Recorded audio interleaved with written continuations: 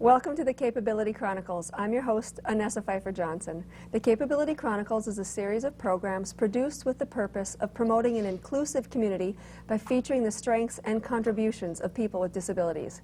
MAPS is a tool to help people develop their vision for the future. Today, we have Emma Lewis Sullivan, Janelle Stoneking, and Joanne Riederer. They're joining us to share their successes with MAPS. So, ladies, welcome to the show. Thank you. Thank you for being here. And tell us about MAPS. Okay. MAPS is a tool that really falls under the category of person-centered planning tools. Before we go deeply into MAPS, let's take a step back and answer the question of what is person-centered planning. Person-centered planning is utilizes tools or approaches that are designed to assist a person in planning a life and supports, getting unstuck, and catapulting really themselves and their supports into service or into action. So MAPS is just one of the tools that falls under person-centered planning. And there's different kinds of MAPS. Yes, there are different kinds of MAPS. Just think about, we have a map of the world, a map of the United States, a map of North Dakota, a map of Bismarck. There are different kinds of maps to show you different levels of detail and give you a different perspective. There are approximately in the MAPS Mandela 6 different maps. There's the history map, the dream and nightmare map, which some people think of as 2 maps, but they really go together, the dream map and the nightmare map. Then there is the strength and gifts map, the needs map, the brainstorming map, and the plan of action map. Okay, and you've all participated in the MAPS planning. What particular maps have you guys done? Have you done a different map than she has, for example? Right now, we're utilizing the dream map as our tool that we've been using because we found that it's been something that's been really helping people, and it's the one most people want because people want to talk about their dreams and what they want for themselves in the future. So that's when we're doing the most. We've also been doing some paths because those are a tool that people are finding a lot of success with. Mm-hmm. How did the MAPS program come to North Dakota? Well, I can't say that I brought it by myself. There are other people who have been trained to be facilitators of the MAP process. However, I have been working with the Arc of Bismarck and the Partners in Policy Making program to train people to be facilitators of the MAP process. So it came from somewhere else. Where did it come from?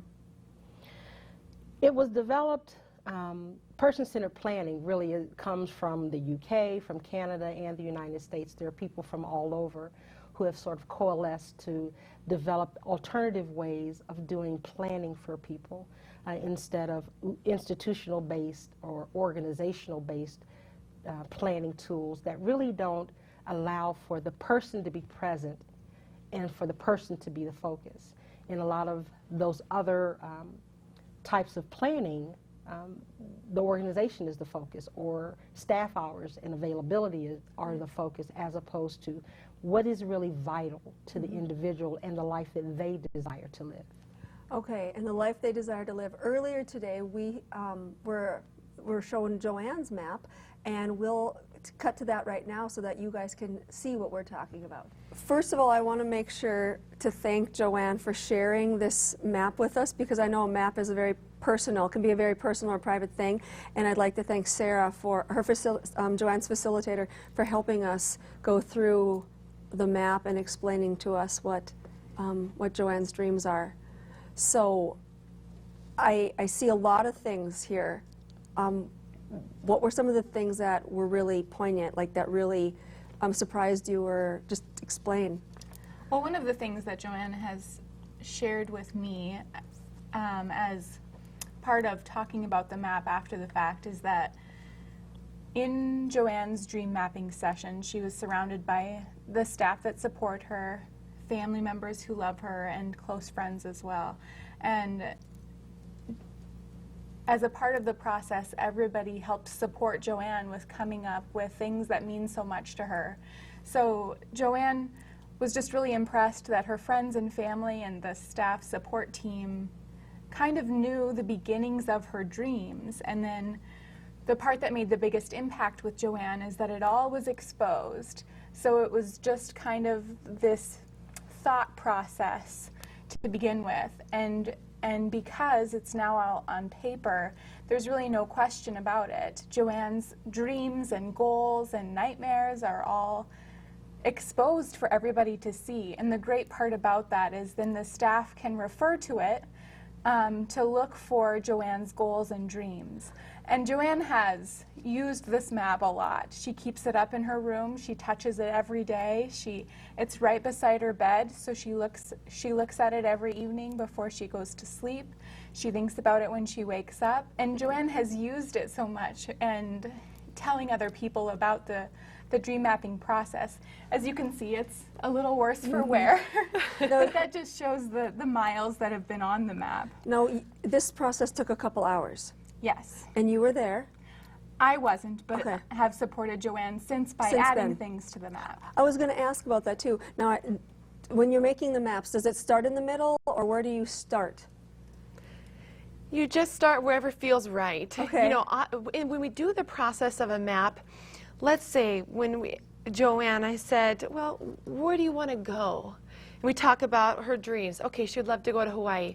What does that look like? What does Hawaii look like? And those are the important steps in the map process. We don't just put our ideas on the paper. Joanne was consulted on everything that hits this paper. What color is it? What does it look like? Does this look right? And if you don't like something as it is, it can be changed. Right. We usually have whiteout pens close by so we can make adjustments as needed. But so it kind of just flows and becomes its own map as you go through the process. I'm not sure how close the camera can come, but we have things like movies, going to the movies, the Medora musical, going to the beach, family, camping, Skyping, you want to Skype with family, walking. And that's huge. Stronger, seeing your family more. I also noticed something. You've got Mall of America with friends. And now, did you add to that later? Because I see there's different colors on there. Did you add specifically the extra colors and the jewelry and the clothes, or? Well, the parts that we have added have kind of been throughout the map because with the supports that Joanne has and the goals that continue to change, what walking looks like might be different from a year ago to what it looks like now. And I think the important part is that Joanne continues to work toward these dreams every day. And even though some are big goals, like going to Hawaii and sipping Mai Tais on the beach, there are other things like walking that Joanne incorporates every day. So the dream map truly becomes an inspiration to her that she can see every day. And the reasons why she's working toward walking every day are to encompass all of these things. The part that's missing is about baking. And it is a little poignant that that's the missing part because Joanne does that almost every day now. So those dreams have come true. Part of Joanne's map is to visit Valley City where her mother's grave is, and that has happened over the last year. So it's pretty incredible the things that have happened in the short time that we've had Joanne's map, and the things that we as support staff continue to try to work on because we know all of these things are a part of Joanne's mind and dreams and goals. I just can't help but think that if everybody did this, I mean, wouldn't all of our family and friends want to support us and help us? What do you think? Should everybody do it? Yes. Yeah, everybody should do this. Joanne, when you were doing this, creating this map, you thought of a lot of things to put up there. Yes. Did your family or friends suggest things that that they heard you say before, or was it all coming from you? From me. From you. Yes. It's all coming from you. And your friends have helped make some of those dreams come true. Yes. One of Joanne's friends that took part in Joanne's dream mapping session, Joanne sees every month now, and they didn't have as strong of a relationship then as they do now. So certainly there have been relationships that have budded. There have been a change of view from the support staff as well, of the inspiration that this can hold. Joanne, do you have friends who've had this dream map done as well? So do any of your friends have the same goals and dreams? No. They're not all the same. But if you did have a friend that wanted to go camping, then you would be able to see their dream map, and you'd know that, hey, this is somebody I can go camping with, or you know what I mean. This is so powerful. Point two, what's your favorite thing? What do you want to do next, Joanne? Coming. What'd you say? Coming. Oh, Go to the beach? I mean, is it camping? Going fishing and going camping, is that all one event? yes. Well, I hope Take a you. trip. I hope it's a big trip. I hope you can. Joanne, thank you for showing us your map. Now, who was part of that planning process for you when you created your map? Was Janelle there? Who else was in the room that day with us? Laura. Laura. And who else? My sister. Your sister? My sister. It's really valuable to have people in the room with you who know you best and want to see you creating dreams and know what needs to be up on the paper. Right. So this process, it isn't one-on-one, it's a group process. So who are the professionals that work with this then? Well, to do a map, it requires two facilitators. One is a graphic facilitator, Right. as you saw all of the beautiful color, all of the wonderful images. And the other is a process facilitator, which that person is responsible for moving the group, moving whoever's present through the use of the tool. But it's not necessary, it's not required that it be with a whole lot of people. It's having the people around the focus person who the focus person believes are supportive and who will join them in the dreaming process.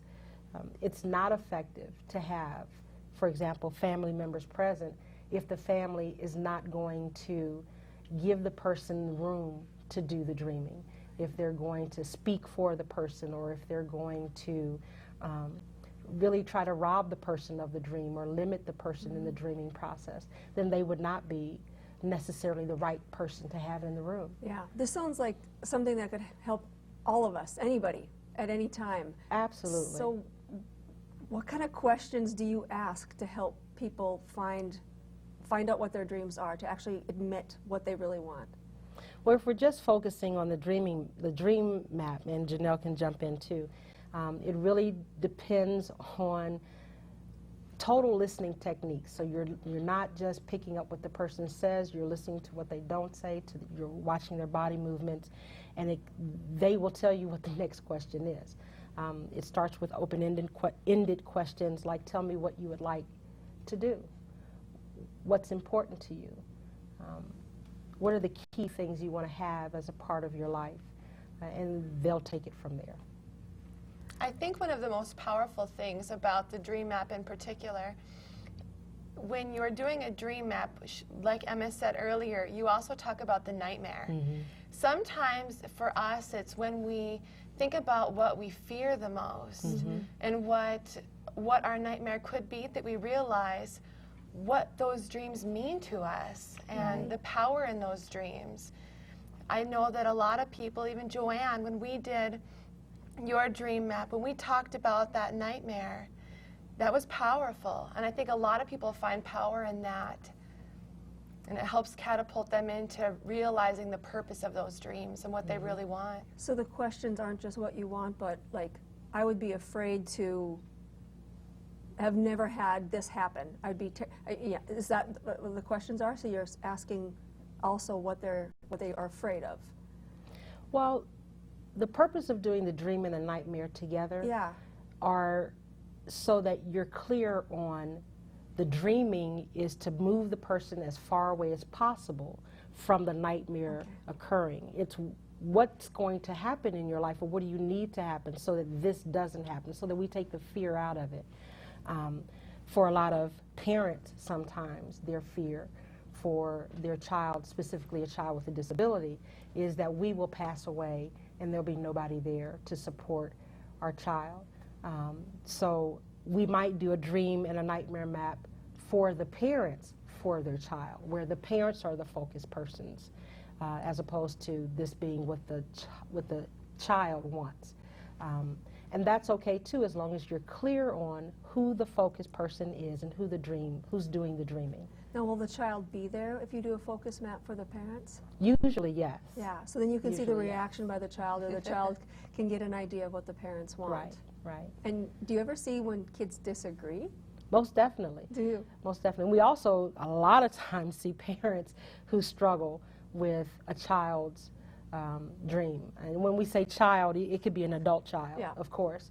And so sometimes when their adult child is saying, what I really want is a relationship with a boyfriend or a girl, and they're Yeah. like, oh my gosh, no, you're too young. You know, they. I've seen that a lot on Capability Chronicles, where someone will come on and they want to go to college, or they want to move, Right. for example, to Southern California, and the Right. parents are like, but you just know that's the right thing for them to Right. do. And that's where the facilitators really come in, because it's the facilitator's job to make sure that they create that protective space to allow the individual room to dream and to give them ownership of whatever their dream is, and not to allow anybody to dictate what the person's dream is. So what kind of positive correlation? Is there a cause and effect between making this dream map and seeing these things unfold? It has been very powerful for the people that we support who have had dream maps done on their lives. And one theme that has really occurred for everyone who has been involved in the process is that their friends and family have really looked at their lives in a different way and have been more involved in their lives since doing the map. I think when you put a person's dreams up on paper, and when you're staring at those pictures and what you want for yourself, everyone in the room is saying, we need to make this happen. And that has really made family be more involved. The people that support people who have had dream maps